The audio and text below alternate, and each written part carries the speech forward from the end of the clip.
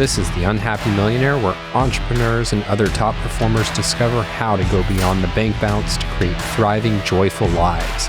For more, visit theunhappymillionaire.com. And now, on to the show.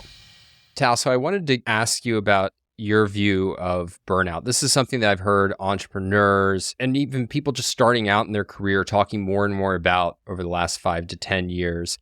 And you can definitely see, and I've definitely met people who experience work as they're exhausted by this ongoing sense of stress. And I think the conventional diagnosis is leaping to the conclusion, look, you're working too hard. You need to take a vacation. You need to cut down your hours. You need to do some yoga, do some meditation. And I think sometimes there's something to that. I want to come to that. But I don't think that in most cases, that's really what burnout is about. And I'm curious how you think about this issue. I actually think it's a fascinating issue because, again, it's a source of confusion where there's false dichotomies and false alternatives, and it's just scratching the surface of what's really going on. I can tell you my story. I was easily burnt out in my previous jobs. I'm really a committed person. I really am. So I worked really hard all the time. It doesn't matter what kind of job I did. And in some of the jobs, specifically one that I was a VP of a multi-billion-dollar company, first, I felt I need to scrape myself off the bed on a Monday, but I was working really hard, traveling a lot and so on. And it felt like I was working and then I needed some kind of a reward, a relaxation. I was like, oh, I can't wait for just to go and do something that I want to do. So it was really two sides of a balance where one side is draining my energy and the other one is, okay, I'm replenishing my energy. And if you see it that way, yeah, there could be burnout on one side and then you need to replenish. So you take a long vacation, but that is the false alternative. Today, in what I do, these two sides to the equation do not exist. And the work is the reward. And it's very hard for people to really understand what that means until they do something where I want to do more of this. The more I do, the more energized. Now, we can talk about doing it irrationally and doing too much and not sleeping enough. And I did that. And we can talk about how you can get it wrong. But I think underneath the surface, there's something much deeper, which is if your work is draining your energy consistently, the more you do it, the more exhausted you are, then something deeper is going on. That's what I want to explore, because that's certainly been my experience. I will say I do think there is a case that's much rarer than people think, where you love what you're doing, it's great, you're working with great people, but you've simply pushed the pedal down to the max. I remember I had a friend who got a book contract where he had to deliver a book from scratch in 6 months, and it took over his life. I'm a fast writer. It takes me a year to a year and a half to write a book. So 6 months to deliver something of quality was insane. By the end, you could tell like it was really things in his life that were important to him were getting set to the side.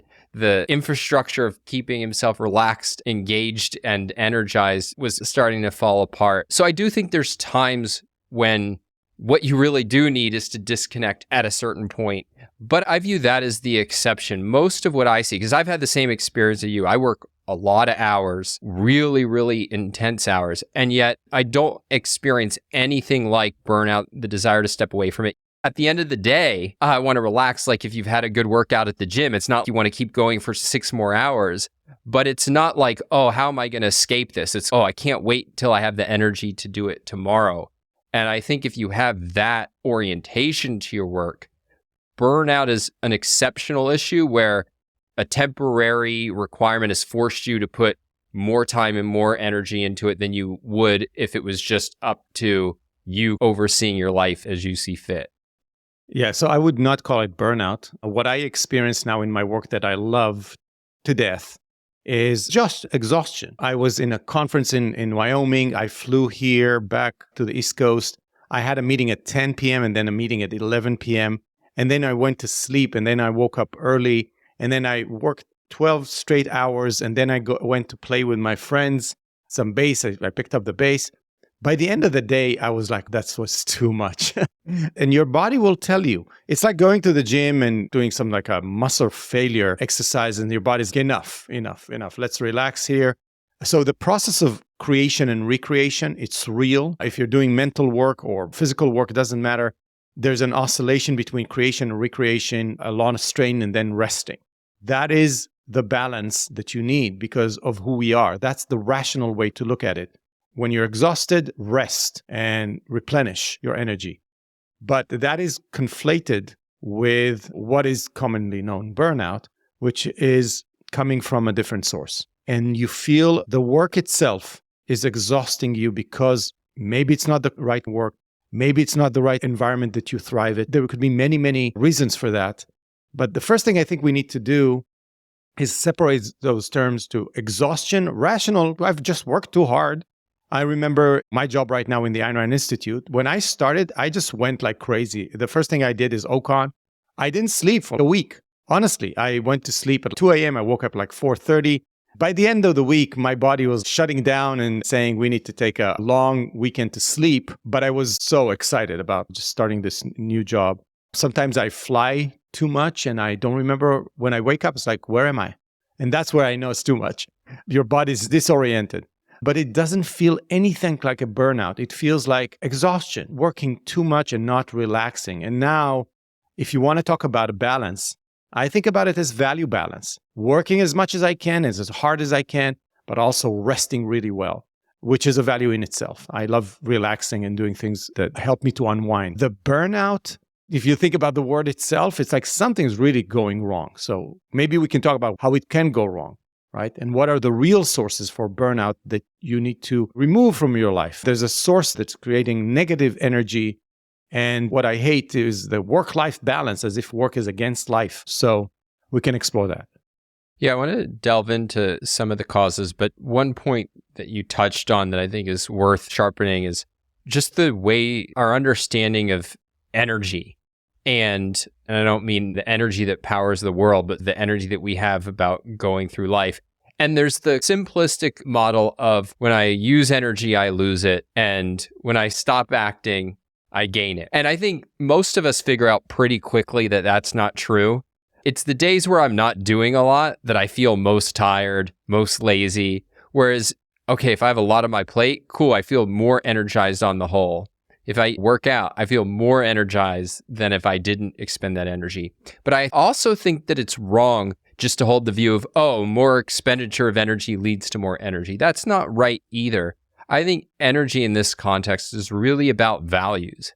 It's about I'm doing something, I'm expending effort towards a worthy goal, and I'm making progress. And that's really what I think energizes us and keeps us going until we reach the limit of exhaustion. But burnout, as you say, is a different trajectory. It's I'm exerting a lot of effort, but not in the direction of values. And so it feels, what's the point? I need to escape rather than to recover. Exactly. It's a very materialistic view of the human condition in existence, which is, it's not about mechanical energy, right? It's about spiritual energy. Our consciousness is not just a machine where that you put some energy on one side and you're exhausted on the other side. To some extent it is, because you can feel it biologically, but that's not really what's going on. I can work 12 hours straight and time flies crazy. I start at 8 a.m. and I raise my head and it's 8 p.m. and sometimes I forget to eat. And then my child comes over and is like, hey, let's go out and have dinner. And so I feel it when it's midnight and I'm exhausted. I want to go to sleep. That's the mechanical side. But the spiritual side is exactly as you said. I remember they used to make us guard at the base at night in the army. And you would guard from 9 to midnight and then go to sleep from midnight to 3 and then 3 to 6. And then you would do it every 3 hours. It's crazy. And you cannot believe how slowly 3 hours can go by. Every minute is a long minute. And you're just tired as hell and you want to go to sleep and you hate it because you're just standing there doing nothing. And you can't read anything. You have to stand and watch. I was watching airplanes, right? And you're doing nothing. You're not moving. You're not doing anything. And like you said, it's a complete state of exhaustion for a whole week just because there's nothing happening. Spiritually, you're dead. So I think the whole thing about burnout and work-life balance is a misunderstanding of what's really going on. So let's go to the first cause that I think is behind burnout. Now, you touched on it, but I think if I had to name one, I would name this one. And that is you're doing the wrong work. That what you're doing, you don't care about, don't find fulfilling. It's not genuinely valuable to you personally. It might be valuable to the world. It could be a job that somebody should be doing and that could really make them come alive and resonate with them.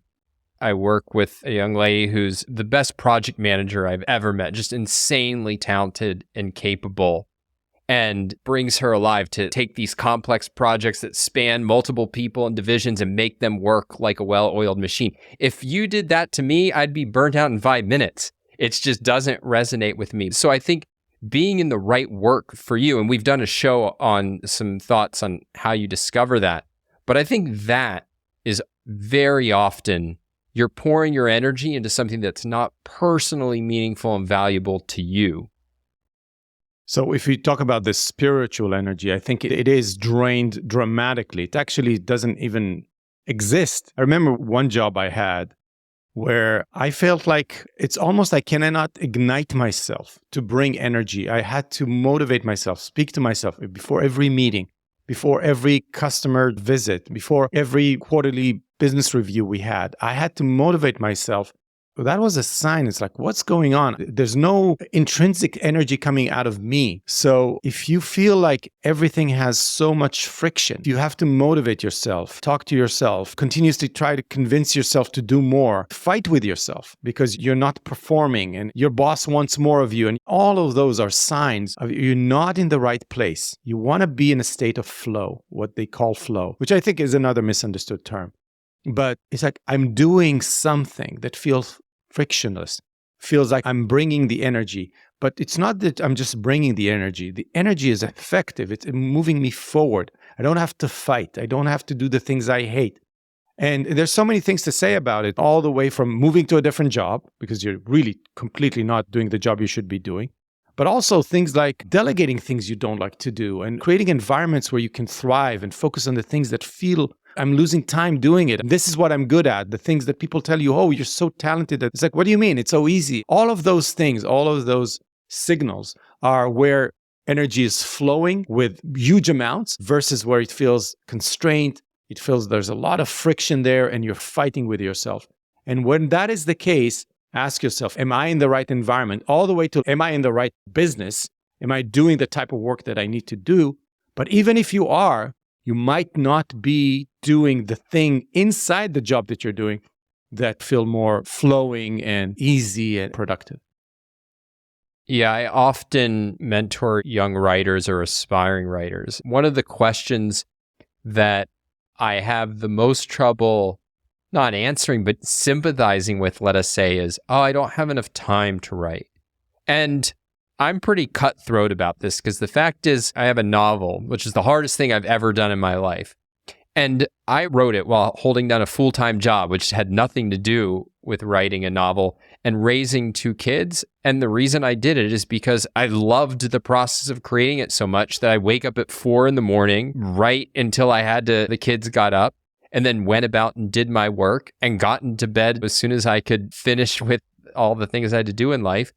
Because this was the reward, this was the goal. And so that's what you want when you have that kind of fit where it pulls you rather than you're pushing like, how am I going to fit this in? That's the jackpot. I want to say I'm cutthroat about it as well. When I consult to people and they start with, I have this great job, it pays for all the bills, I'm not happy. And then we get to the point where I call it working on their value or muscle atrophy, where you can see that when they talk about their existing job, they're serious. There's no smile. They talk slowly and they explain and it's flat. And then I start talking about things they love. And you see immediately the level of energy increasing. You can see it on their face and they don't see it. That's the funny thing. It's very hard to see from the inside. From the outside, I can pick it up in a second. You can see the edges of their mouth rising a little bit, their energy, they speak a little bit, 10% faster. That is the energy I'm looking for. And when they acknowledge that they have this dilemma of those are the things that bring energy to me and those are the things that are sucking energy. Now they have the dilemma of what do I do with it? And then they'll start explaining to you why all the things that bring energy to their lives is not what they need to do because of other reasons, all other issues and mental and emotional, whatever you want to call it. But the real evidence that I see from the outside every time is you can see exactly what brings that energy to people. And if they're smart and they want to be truly happy, They gravitate their lives and they direct their life to those sources of energy. And that's what you should be doing. Be very, very true if you're thinking about what animates you. I did a workshop a while back with someone really good, Dan Sullivan, strategic coach. He has this nice exercise called unique ability where you're like, what is the one thing you should be doing in your company as an entrepreneur? I can bring business like no one else. Okay, so go bring business and delegate everything else. And so he teaches you focus on your unique ability, and that's how your company will be 10x bigger. And I thought about it. It's not the right term. For me, it's the unique value because I can be really good at selling, but I don't like selling. I really like building the product. That's the fun. That's why I started the company. So find someone to delegate because there are many other people who knows how to sell. Focus on what you're good at and what you're not just good at, but what you love doing. And usually if you're rational about it, then it's the thing you're really good at as well. So that's how I would think about this so-called contradiction. Let me underline, because you've touched on this, I want to emphasize it. You can be in the right work, but if you're in the wrong environment or with the wrong people, I think that too can be a source of burnout.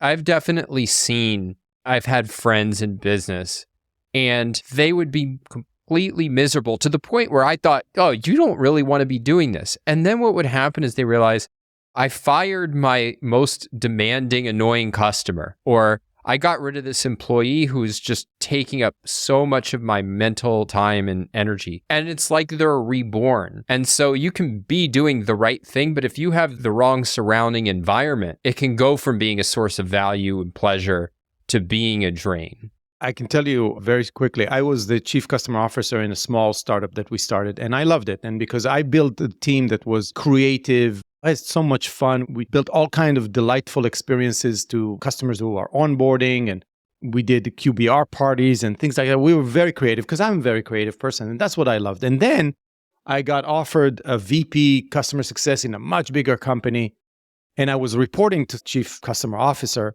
and it was a much bigger team. I managed 30 people. That was about 120 people. And that culture was so prescriptive, repetitive. They loved routines. Everything was written as a policy, and you had to follow it. Everything was so predictable. If you looked at my calendar, it was the same thing every day for months. QBRs, account reviews, planning, more account planning, churn reporting, so on and so forth. It killed me. It was the same exact work, which is customer success. And I have to say that company was very successful as far as customer success. So there's no one way to say very structured, very prescriptive, or let them do their thing. It killed me. I couldn't live there. The culture was so military-like that it just drained my energy. It was the work that I liked. I liked working with customers and making them successful, but the way they chose to do it just, in a way, killed it all for me. So I want to say a word about the third cause, which is I'm putting as the wrong structure. And this is, I do think you can fail to integrate work with your other values. You can fail to fit in a really passionate, committed work life with other things that you want to attend to, because I think work is the centerpiece of a happy life, but centerpiece implies that there's other things around it that are crucially important. Relationships, hobbies, taking care of your basic infrastructure of health and good sleep and all the rest. And certainly art, I don't want to leave out. And if you are over-optimizing for work, is not actually optimal, right? I think that the whole reason we work is to build a happy life. And so if you have set up your life that you're not able to attend to those other values, I think it's a real problem. I should add that it doesn't mean that at every point in your life, there has to be a nice, stable mix. One of the things that I think is really normal is you go through a period where this is what I'm about. I'm writing a book as well, and it's the hardest thing I've ever done. And the last chapter is called What's the Point? Because if you think about why we're doing all of this, what is this thing we're doing as humans, right? We're trying to get ourselves to be in a state of happiness.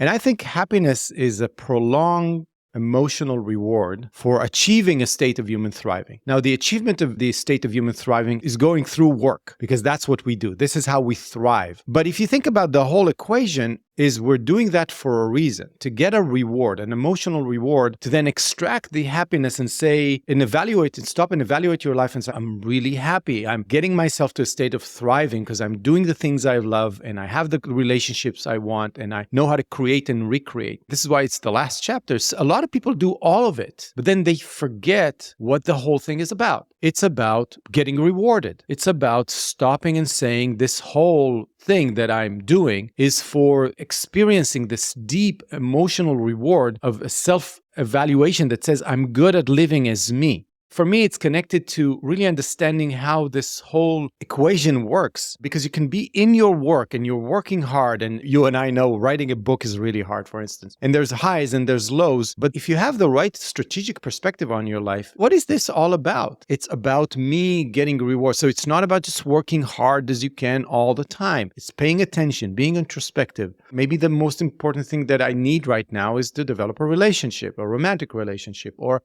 I need to develop my hobby. I want to take a long vacation. I want to go out there and get new ideas, maybe shift my life in new directions, because there are several things I'd like to be doing. I did one for a really long time. Now I want to explore a new direction.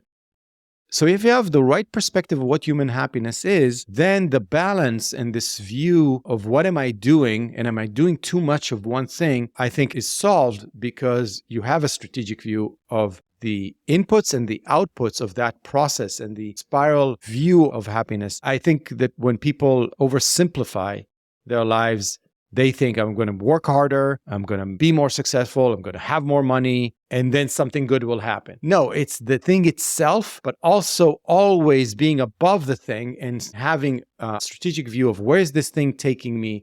What am I doing? What do I need now? What is my subconscious and conscious mind integrated well, telling me that my happiness requires? And that's what I'm optimizing for, my happiness, not necessarily more hard work and another promotion and an extra zero in the bank. You should think very deeply about this because that's the ultimate goal, being happy. A lot of what you're describing goes to a point that I've been thinking a lot about and I want to do a show on, which is experiencing our work or anything else for that matter as meaningful takes work. It doesn't happen automatically. I was in a Twitter conversation with some friends the other day, and one of the points that I made was poetry. Part of its unique function is when you memorize it. It's like this supercharged way when you have a moment and you have a line of poetry connected to it that takes that moment and helps you experience it as more meaningful. When there's just a small little event and you can pull on a few lines that elevate it and enrich it, to experience happiness, even if you have all the ingredients, takes an extra layer of effort. I was thinking about the tagline for our podcast, Unhappy Millionaire, is happiness is serious business. Because if you think about it, happiness is the ultimate achievement, and the human condition is a complex one. So the achievement of complex condition, if you will, or a state of being, is a complicated, by nature, it's going to be a complicated solution. That's how I think about it. Happiness is serious business. So when I was thinking about what I wanted to say for this episode, initially I had just the first 3 points, but I was talking to my girlfriend. She asked me, don't you think there's an issue of feeling burnt out because you're operating by the wrong standards? And an example that we came to, which I think is really right, if you're at all prone to perfectionism isn't holding yourself to a high standard. It's being paralyzed by the worry that anything will be open to criticism, less than ideal. And that, I think, inevitably saps your energy. When you're judging yourself by irrational standards so that you're never feeling you're making genuine progress and on the path to achieving your values, it saps your energy. Because at the end of the day, if you're on a hamster wheel, that's not a very motivating journey because you're not ending up any place, and certainly not ending up any place that you want to be. And I think whenever we judge ourselves by irrational standards, it really saps that enthusiasm, saps our energy, and can lead to burnout.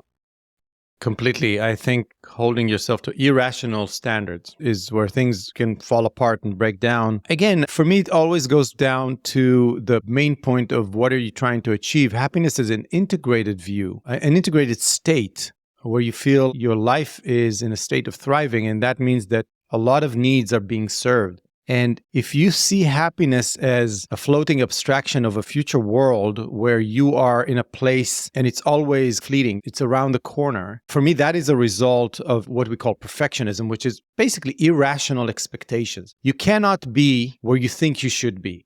You cannot. It's just not rational to think that you can make so much progress. Let's say you're a young person just starting and it's like, yeah, I want to start my own business. You don't know how to build a product. So not taking the time to learn. Sometimes having irrational expectations about, I want to be the best tennis player in the world. You don't have the hand-eye coordination that is required to be the top. So why are you pursuing this? I think there are a lot of words that replace, in a way, mask the fact that there's irrationality behind them. And for me, perfectionism is one of them.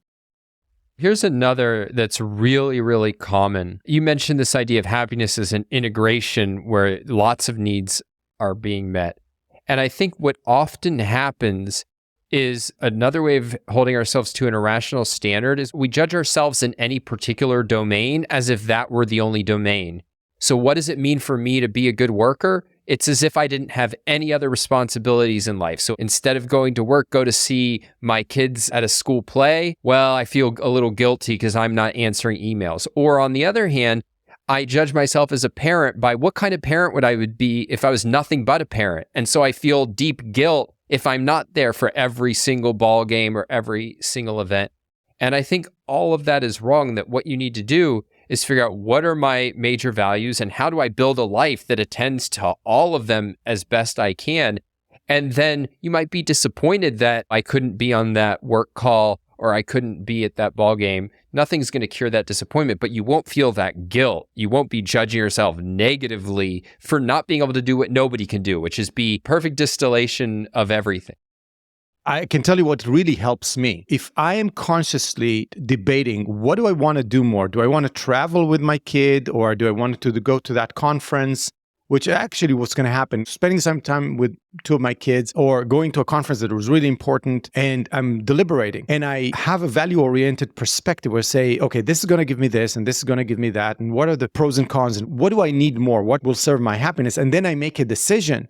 That regret goes away for me. I made a conscious decision. And you're right. If you're catastrophizing everything, if you're not deliberating consciously about the competing values that are competing for your time and energy, then everything feels like I missed out. You need to really understand what's going on in your world of values and how they really compete and the time allocation and energy allocation, how to serve them. It's almost like an equation with many, many variables. And I'm trying to optimize it. I've learned in industrial engineering how you create all kinds of constraint theories where you take so many things that need to be served. Some of them are going against each other. You need to create the optimal result mathematically. And you see how many equations and how much work you have to do just mathematically to optimize an equation that has, let's say, 15 different variables with different relationships to another. And our life is exactly like this. Your time and energy are limited, and you need to be rational about this and think about what's going on. For instance, at one point, I want to work harder because it's really important to me. 3 months later, I've neglected some part of my life. I need to invest in that. And the time is changing all of that. A happy person for me is a very introspective human being who thinks rationally, maps their values, categorize their values, and then always thinks about what's going to serve my happiness. And sometimes, like you said, it's like I'm going to go off and do something, but usually you don't go off and do something. You just do it in the constraints of your life. I'm Don Watkins, he's Tal Safani, and this has been The Unhappy Millionaire. Ready to take the next step in your journey? Visit theunhappymillionaire.com where you can find powerful resources for building a life that you love and details on how you can work with Tal and me.